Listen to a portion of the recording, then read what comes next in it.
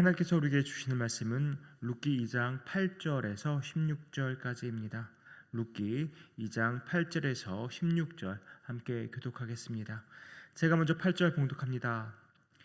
보아스가 룻에게 이르되 내 딸아 들으라. 이삭을 주우러 다른 밭으로 가지 말며 여기서 떠나지 말고 나의 소녀들과 함께 있으라. 그들이 베는 밭을 보고 그들을 따르라. 내가 그 소년들에게 명령하여 너를 건드리지 말라 하였느니라. 목이 마르거든 그릇에 가서 소년들이 길어온 것을 마실지니라 하는지라. 룻이 엎드려 얼굴을 땅에 대고 절하며 그에게 이르되 나는 이방 여인이거늘 당신이 어찌하여 내게 은혜를 베푸시며 나를 돌보시나이까 하니 보아스가 그에게 대답하여 이르되 네 남편이 죽은 후로 내가 시어머니에게 행한 모든 것과 내 부모와 곡을 떠나 전에 알지 못하던 백성에게로 온 일이 내게 분명히 알려졌느니라. 여호와께서 내가 행한 일에 보답하시기를 원하며 이스라엘의 하나님 여호와께서 그의 날개 아래에 보호를 받으러 온 네게 온전한 상 주시기를 원하노라 하는지라.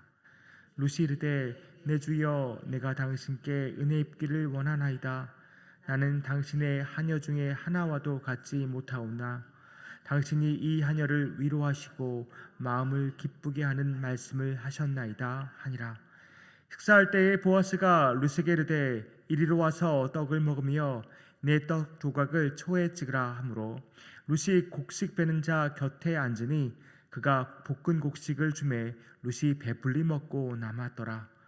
룻이 이삭을 주우러 일어날 때에 보아스가 자기 소년들에게 명령하여 이르되 그에게 곡식단 사이에서 줍게 하고 책망하지 말며 같이 읽습니다. 또 그를 위하여 곡식 다발에서 조금씩 뽑아 버려서 그에게 줍게 하고 꾸짖지 말라 하니라. 아멘. 우리가 이미 잘 아는 것처럼 나오미와 그의 며느리 룻은 모압 땅에서 아무것도 없이 빈털터리로 베들레헴으로 왔습니다. 두 과부의 삶 얼마나 만만치 않았겠습니까? 그래서 오늘 본문 앞 부분을 보면 룻이 어떻게든 살아야겠기에 나오미 시어머니에게 말하죠. 제가 밭에 나가서 이삭을 줍겠습니다. 시어머니도 마음이 좋지 않았겠지만 그래 그렇게 하거라라고 말을 하죠. 그래서 이제 룻이 가게 된 곳 밭, 그 밭이 어디입니까?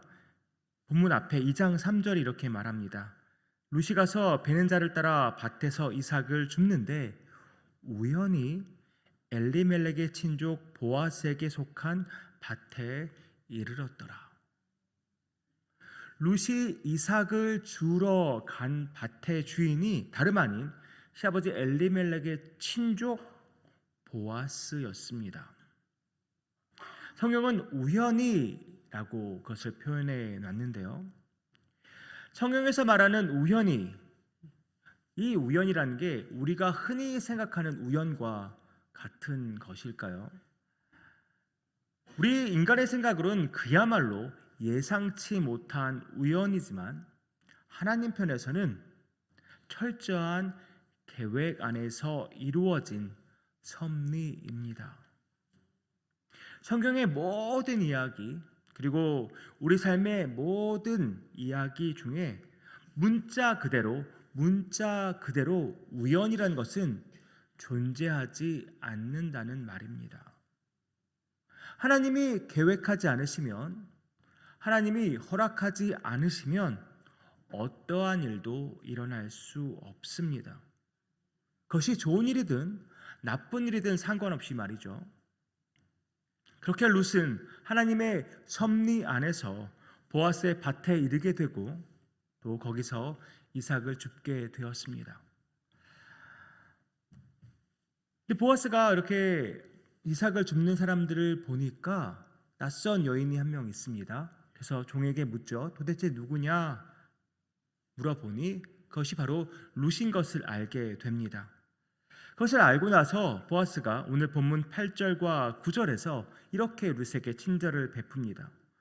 보아스가 룻에게 이르되 내 딸아 들으라. 이삭을 주러 다른 밭으로 가지 말며 여기서 떠나지 말고 나의 소녀들과 함께 있으라. 그들이 베는 밭을 보고 그들을 따르라. 내가 그 소년들에게 명령하여 너를 건드리지 말라 하였느니라. 목이 마르거든 그릇에 가서 소년들이 길어온 것을 마실지니라 하는지라. 어떻게 보면 보아스가 율법이 말하는 가난한 자를 도우라는 그 율법을 잘 지키고 있구나라고 생각할 수도 있습니다. 레위기 19장 9절과 10절을 보면 이렇게 말씀하고 있습니다. 너희가 너희의 땅에서 곡식을 거둘 때에 너는 밭 모퉁이까지 다 거두지 말고 내 떨어진 이삭도 줍지 말며 내 포도원의 열매를 다 따지 말며 내 포도원에 떨어진 열매도 줍지 말고 가난한 사람과 거류민을 위하여 버려두라. 나는 너희 하나님 여호와이니라. 이 율법의 말씀을 보아스가 잘 지키고 있는 것처럼 보입니다. 우리가 아는 것처럼 룻의 배경이 되는 것은 바로 사사 시대입니다. 사사 시대, 사람들이 각기 자기의 소견대로 행하던 시대가 바로 사사 시대였습니다. 그야말로 영적 암흑기였습니다.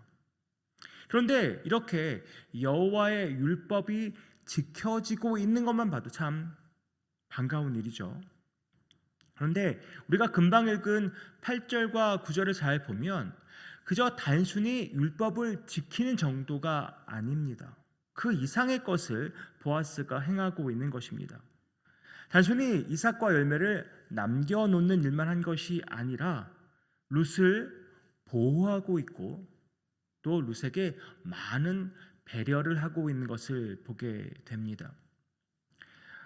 14절 이하의 말씀에서는 룻에 대한 보아스의 그 배려와 은혜가 점점 커지면서 절정에 달합니다. 식탁 자리에까지 룻을 초대하죠. 그야말로 집안 식구처럼 대하는 것입니다. 거기에다가 룻이 부끄러움을 당하지 않도록 일꾼들을 시켜서 은밀하게 그 단에서 곡식을 뽑아서 버려 놓으라고 합니다. 그래서 룻이 잘 주울 수 있도록 이렇게 배려를 해놓은 것이죠. 이것은 그냥 단순히 레위기의 그 율법을 잘 지키는 그 정도가 아닙니다. 그 이상의 것을 훨씬 뛰어넘는 것을 보아스가 지금 하고 있는 것입니다. 마땅히 지켜야 할 의무나 책임을 초월해서 사랑을 베풀고 있는 것입니다. 구약 성경에서는 이것을 바로 헤세드라고 표현합니다. 헤세드는 인애라고도 해석하기도 하고 자비라고도 해석하기도 하는 단어입니다. 물론 이 단어가 오늘 본문에서 등장하지는 않습니다. 하지만 오늘 본문 전반에 걸쳐서 어떻게 보면 룻기 전반에 걸쳐서 이 헤세드의 신학이 본문 또 룻기 전반에 흐르고 있는 것을 보게 됩니다. 사실 보아스는 이렇게까지 룻에게 친절과 자비 그리고 인애를 베풀 필요는 없습니다. 그저 율법이 정한 한도 내에서 자기의 책임만 다하면 되는 것입니다. 그렇게만 해도 참 저 사람 훌륭한 사람이다라고 인정받았을 텐데요. 그런데 보아스는 그 이상의 것을 한단 말이죠. 그래서 심지어 룻이 보아스에게 자기가 받은 호의에 대해서 이렇게까지 말합니다. 나는 이방 여인이거늘 당신이 어찌하여 내게 은혜를 베푸시며 나를 돌보시나이까. 룻의 이 고백이 무엇을 의미하는 겁니까? 저는 이렇게 당신이 베푼 이런 환대와 배려를, 이런 사랑을 받을 자격이 전혀 없습니다 라고 말하고 있는 것입니다. 그러나 보아스는 그런 어떠한 의무, 책임을 초월하여서 심지어 어떤 면에서는 손해를 감수하면서까지 사랑을 베풀고 있습니다. 이것이 바로 헤세드입니다. 룻이 보아스에게서 받은 헤세드의 사랑, 그러면 우리는 누구에게서 이 헤세드의 사랑을 받았을까요? 하나님께서 예수 그리스도를 통해서 우리에게 보여주신 은혜, 그것이 헤세드 아닙니까? 예수 그리스도께서 십자가에서 보여주신 그 사랑, 그것이 바로 헤세드 아닙니까? 우리도 루처럼 우리는 그런 사랑을 받을 자격이 없습니다라고 고백할 수밖에 없는 죄인들입니다. 죄로 인해서 하나님과 원수되었던 우리가 어떻게 주님의 크고 놀라운 사랑과 은혜를 받을 수 있었겠습니까? 우리의 조건으로는, 우리의 상황과 우리의 조건으로는 절대 그런 사랑을 받을 수 없지만, 주님께서 우리에게 그 조건을 초월하여서 그 놀라운 사랑과 은혜를 베풀어 주신 것입니다. 오늘 보아스의 환대와 배려, 또 그 희생과 사랑은 바로 예수 그리스도께서 우리에게 보이신 그 사랑에 대한 모형인 것입니다. 사랑을 받아본 사람이 사랑을 할 수 있다는 말이 있습니다. 그렇다면 우리는 사랑을 할 수 있을까요? 없을까요?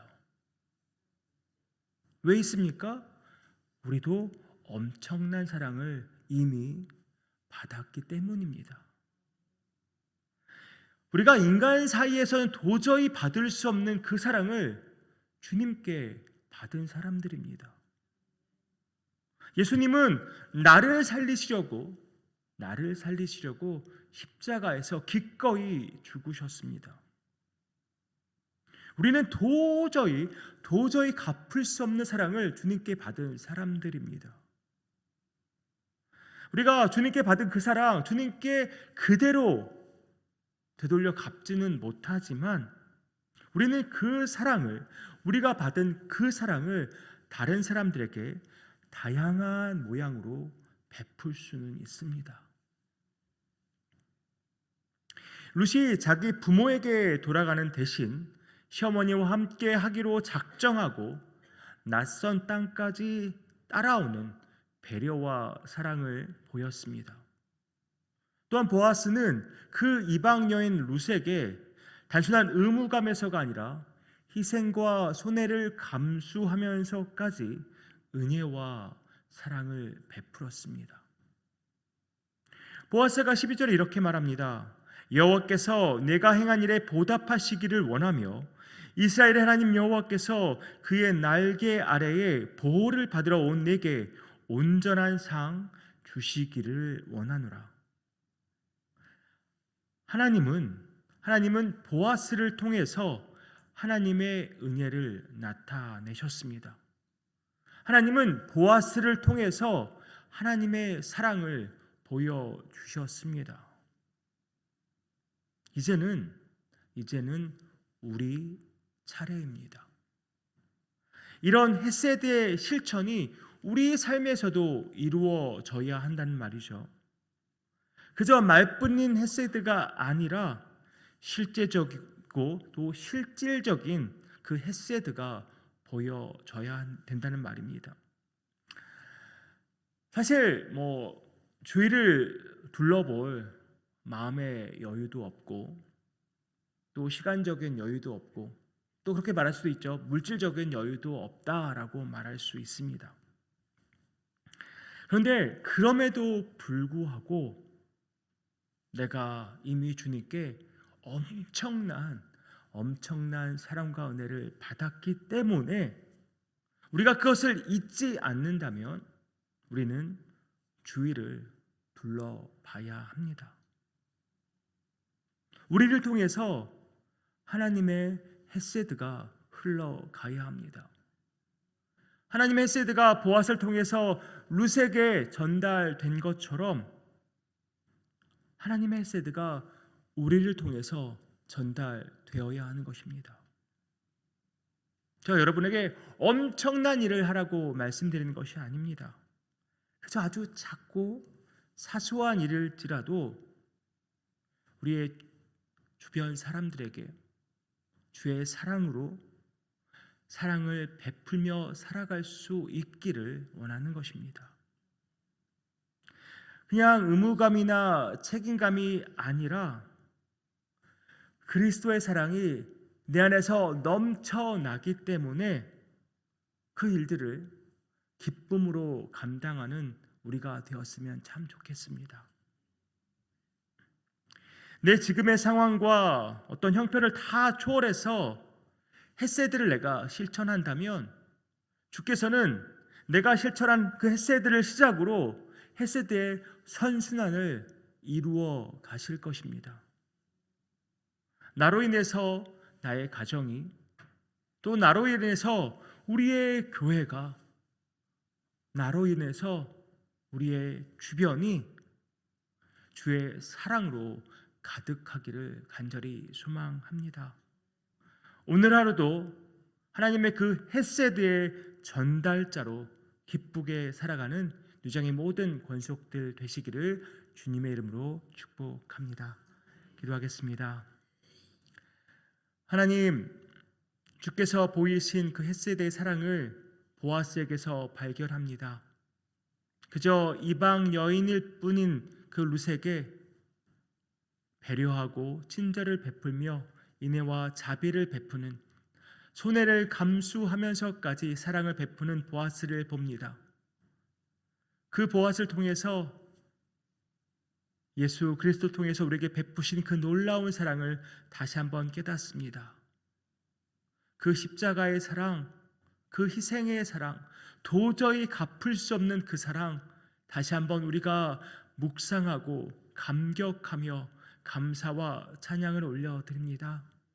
아버지 하나님, 그 사랑이 내 안에 가득하여서 주의 그 사랑을 가지고 내 주변 사람들에게 그 헤세드의 사랑을 전달하고 흘려보내는 그런 헤세드의 실천자로서의 삶을 우리로 살아가게 하여 주시옵소서.